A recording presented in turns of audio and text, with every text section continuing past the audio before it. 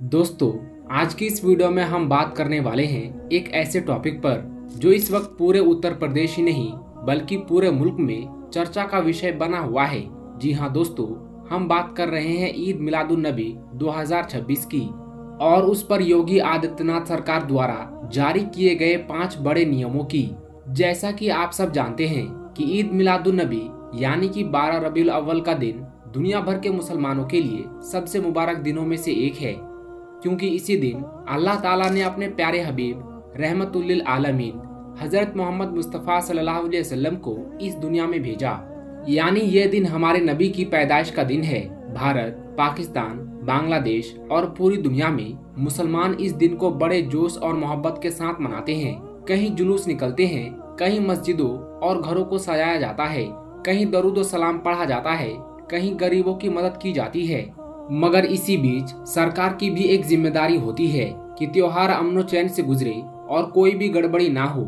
इसीलिए उत्तर प्रदेश के योगी आदित्यनाथ सरकार ने इस बार भी ईद मिलादुन नबी 2026 को लेकर 5 बड़े नियम लागू किए हैं। इन नियमों का पालन करना हर मुसलमान के लिए जरूरी है। तो चलिए दोस्तों, बिना वक्त जाया किए जानते हैं वो 5 बड़े नियम जिन पर हर हाल में अमल करना होगा। नंबर 1, सड़क पर नमाज और जुलूस नहीं। दोस्तों, पहला और सबसे अहम नियम यह है कि अब सड़क पर नमाज पढ़ने की इजाजत नहीं होगी। नमाज सिर्फ और सिर्फ मस्जिदों और तयशुदा स्थानों पर ही अदा की जाएगी, क्योंकि सरकार का कहना है कि सड़कें आम जनता की है, वहाँ ट्रैफिक भी चलता है और आम लोग भी आते जाते हैं। अगर वहाँ नमाज पढ़ी जाएगी या जुलूस निकाला जाएगा तो यातायात प्रभावित होगा और विवाद की गुंजाइश बढ़ जाएगी।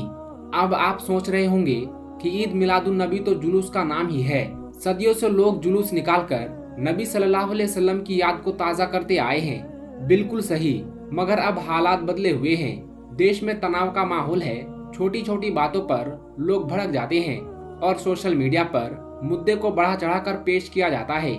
इसीलिए प्रशासन ने साफ कहा है कि जुलूस केवल प्रशासन से अनुमति मिलने के बाद ही निकाला जाएगा। अगर बिना अनुमति के कोई जुलूस निकाला गया तो उस पर रोक भी लग सकती है और सख्त कार्रवाई भी होगी। तो दोस्तों, इस नियम का सीधा मतलब है कि हमें अपने त्योहार को अमन के साथ मनाना है और ऐसा कोई कदम नहीं उठाना है जिससे माहौल खराब हो। नंबर 2, लाउड स्पीकर की आवाज सीमित होगी।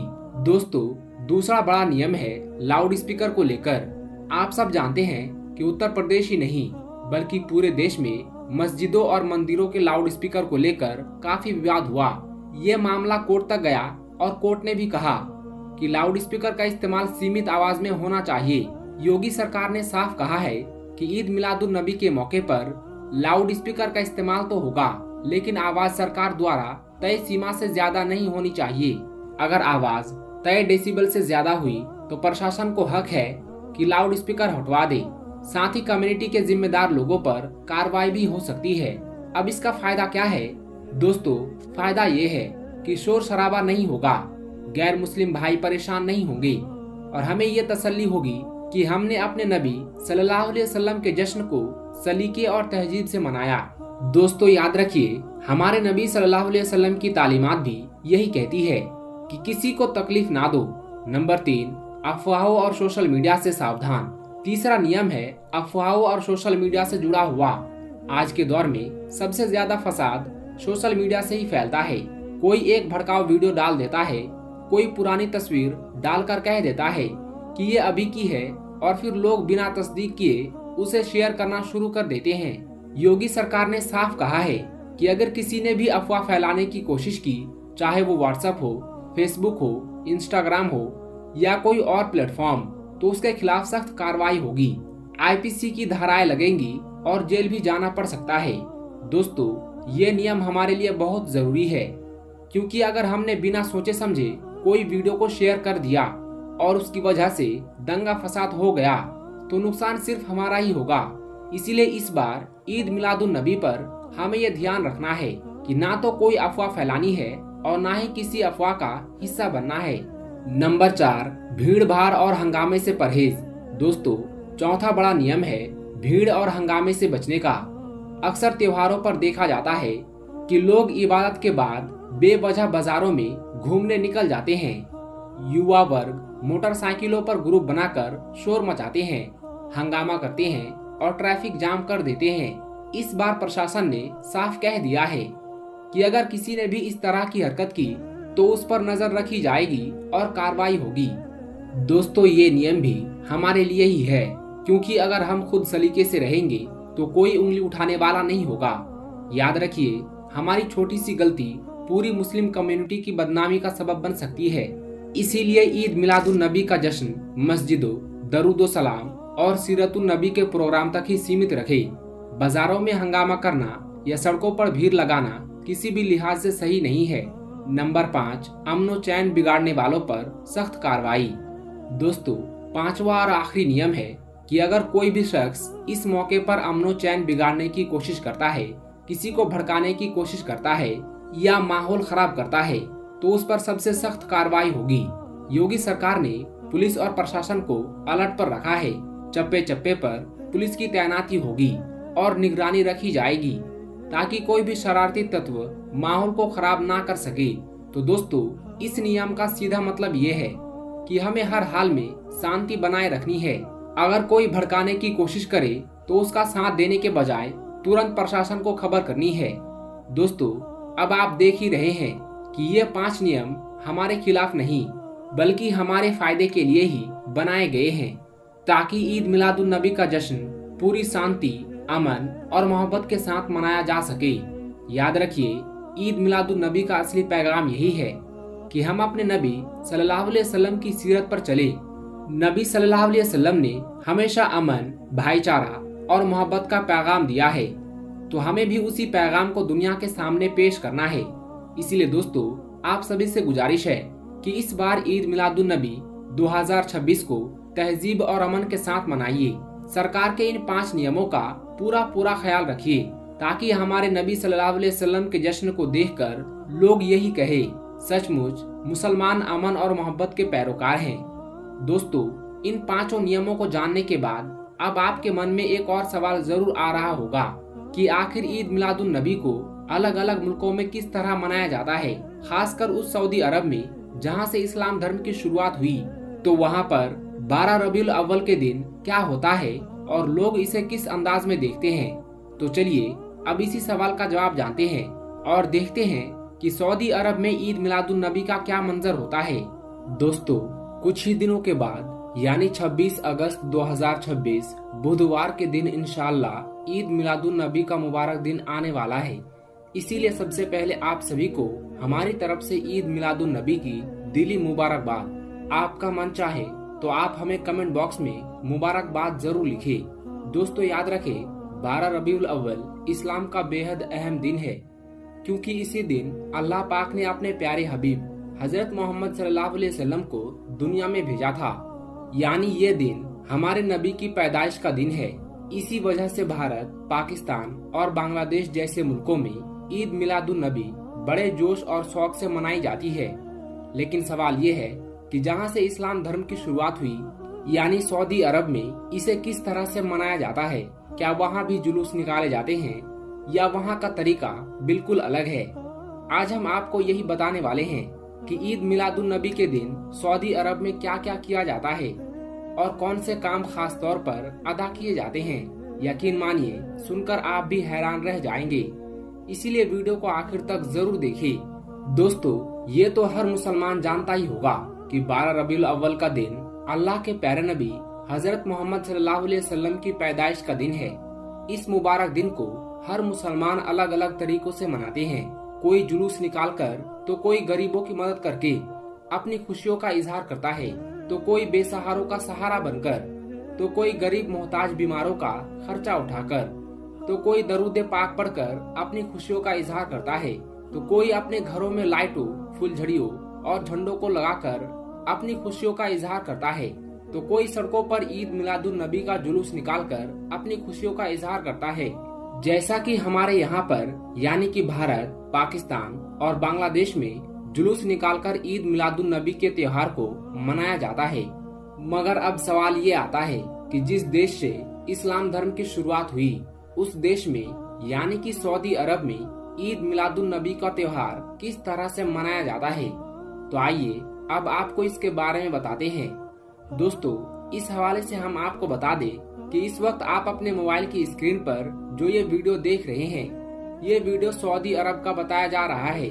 सऊदी अरब में कुछ जगहों पर, खास करके जहां पर सुन्नी लोग ज्यादा रहते हैं, वहां पर इस तरह से झंडे लगाकर लोग अपनी खुशियों का इजहार करते हैं और ईद मिलादुन नबी के त्योहार को मनाते हैं। और यही नहीं, अरब जब पहले अरब था तो उस वक्त पूरे सऊदी अरब में धूमधाम के साथ ईद मिलादुन नबी का त्योहार मनाया जाता था। उस वक्त झंडे भी लगाए जाते थे और सजावटें भी होती थी और मिलाद मुस्तफा भी होती थी। और यही नहीं, खानाए काबा में भी ईद मिलादुन नबी को मनाया जाता था, जहां पर अल्लाह के प्यारे नबी हजरत मोहम्मद सल्लल्लाहु अलैहि वसल्लम पैदा हुए थे। वहां पर भी मिलाद मुस्तफा मनाया जाता था और एक दूसरे को मुबारकबाद भी दी जाती थी। मगर हाँ, जब से सऊदी अरब में इन वहाबी नजदी हुकूमत ने नाजायज कब्जा किया है और जब से इन्होंने सुन्नी हुकूमत को खत्म किया है, तब से लेकर अब तक सऊदी अरब में कोई भी ईद मिलादुन नबी को नहीं मनाया गया है। लेकिन हाँ, आज भी बहुत से गांव में, बहुत सी ऐसी जगहों पर जहां पर सुन्नी लोग ज्यादा रहते हैं, वहां पर ईद मिलादुन नबी का त्योहार मनाया जाता है। मगर इसके साथ ही आप इस बात को भी याद रखें कि सऊदी अरब के कानून के मुताबिक आप वहां पर किसी भी तरह का कोई भी जुलूस नहीं निकाल सकते हो और ना ही किसी किस्म का कोई अलम उठा सकते हो। मैं आपको बता दूं कि इससे पहले मैं खुद सऊदी अरब में 6 सालों तक काम कर चुका हूं। मैंने यहाँ पर कभी भी कोई जुलूस निकलते हुए नहीं देखा है। यहाँ पर कुछ पता ही नहीं चलता है कि कब रबीउल अव्वल का महीना शुरू हो गया और कब खत्म हो गया। हमारे यहाँ की तरह सऊदी अरब में 12 रबीउल अव्वल के दिन ना ही किसी तरह का कोई जुलूस निकाला जाता है और ना ही ईद मिलादुन नबी का त्योहार मनाया जाता है। लेकिन हाँ, मैंने सऊदी अरब में ये जरूर देखा है कि यहाँ पर कुछ मस्जिदें हैं, कुछ ऐसी जगह जरूर हैं जहाँ पर 12 रबीउल अव्वल के दिन खास प्रोग्राम रखे जाते हैं, जिनमें अल्लाह के प्यारे नबी हजरत मोहम्मद सल्लल्लाहु अलैहि वसल्लम की जीवनी यानी कि सीरतुन नबी पर बयान किए जाते हैं। आपके उपदेश, आपकी शिक्षाओं पर चर्चा की जाती है और कुरान पाक की तिलावत और दुआएं की जाती है। सऊदी अरब में ईद मिलादुन नबी को त्योहार के रूप में मनाने के बजाय धार्मिक चिंतन और अल्लाह के प्यारे नबी की शान को बयान करने का अवसर माना जाता है। सऊदी अरब में ज्यादातर लोग वहाबी विचारधारा के हैं। इस वजह से यहाँ के लोग ईद मिलादुन नबी के त्योहार को मनाने से बचते हैं, क्योंकि वो इसे बिदअत मानते हैं। इस वजह से सऊदी अरब के लोग ईद मिलादुन नबी को ना ही मानते हैं और ना ही यहाँ पर किसी तरह का कोई जुलूस या सजावट देखी जाती है।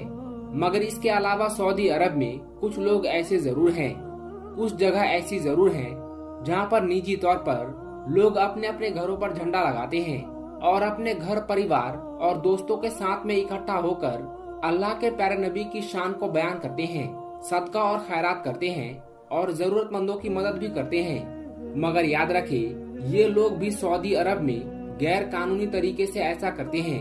अगर सऊदी अरब में कोई इस तरह से करता हुआ पकड़ा जाता है तो उस पर सख्त कार्रवाई होती है, क्योंकि ऐसा करना सऊदी अरब के कानून के बिल्कुल खिलाफ है।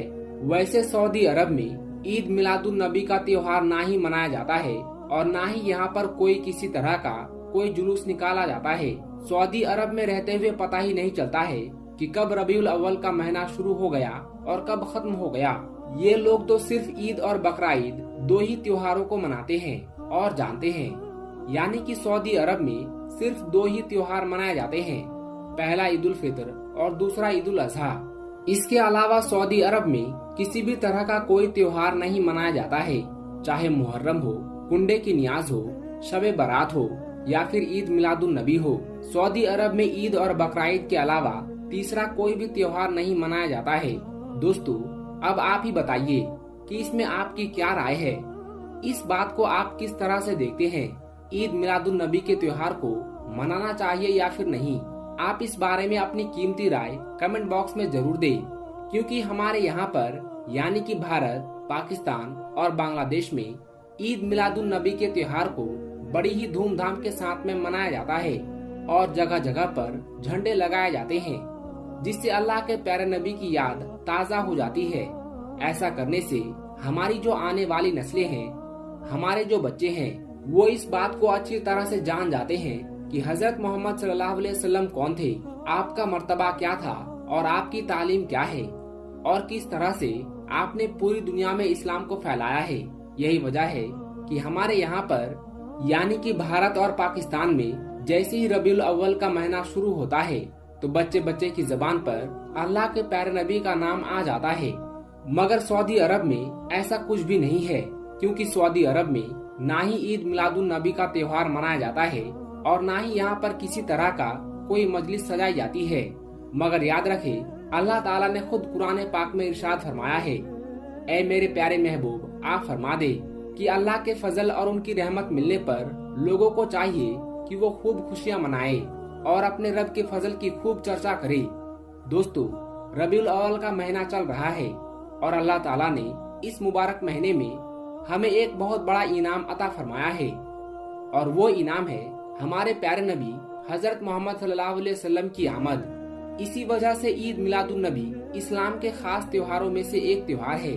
पूरी दुनिया के मुसलमान इस त्योहार को बड़ी ही धूमधाम के साथ मनाते हैं। यकीनन अल्लाह के प्यारे नबी की विलादत से बढ़कर हम मुसलमानों के लिए क्या बड़ी नियामत हो सकती है। याद रखे, इस दिन अल्लाह के प्यारे नबी हजरत मोहम्मद सल्लल्लाहु अलैहि वसल्लम की विलादत हुई थी, यानी कि आपकी पैदाइश हुई थी 12 रबीउल अव्वल यानी कि 20 अप्रैल 571 ईस्वी को अल्लाह के प्यारे नबी इस दुनिया में तशरीफ लाए थे। इसीलिए इस मुबारक दिन को हर मुसलमान अलग अलग तरीकों से मनाते हैं। कोई गरीबों की मदद करके अपनी खुशियों का इजहार करता है, तो कोई बेसहारों का सहारा बनकर, तो कोई गरीब मोहताज बीमारों का खर्चा उठाकर, तो कोई दरूदो पाक पढ़कर अपनी खुशियों का इजहार करता है, तो कोई अपने घरों पर लाइटों, फुलझड़ियों और झंडों को लगाकर अपनी खुशियों का इजहार करता है, तो कोई सड़कों पर जुलूस निकालकर ईद मिलादुन नबी के जश्न को मनाता है। दोस्तों, इस बारे में आपकी क्या राय है? क्या ईद मिलादुन नबी का त्योहार मनाना चाहिए या नहीं? कमेंट बॉक्स में आप अपनी कीमती राय जरूर दें और आप बताएं कि आपके हिसाब से सऊदी अरब वालों को ईद मिलादुन नबी का त्योहार मनाना चाहिए या फिर नहीं मनाना चाहिए। इसके साथ ही आप सबसे ये गुजारिश है कि अल्लाह के प्यारे नबी की मोहब्बत में आप इस वीडियो को दिल से एक लाइक जरूर कर दें और मेहरबानी करके इसे शेयर भी कर दें, ताकि ये जानकारी और भी लोगों के पास में पहुंच जाए। तो दोस्तों, उम्मीद करते हैं कि आपको ये वीडियो पसंद आया होगा।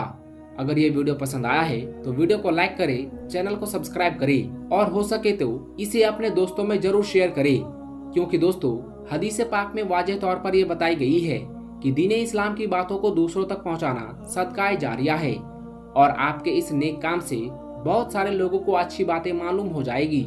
तो इसीलिए इस वीडियो को शेयर करके इस नेक काम में हिस्सा जरूर ले। आज की इस वीडियो में बस इतना ही। हम मिलेंगे आपको अगली वीडियो में, तब तक के लिए अल्लाह हाफिज।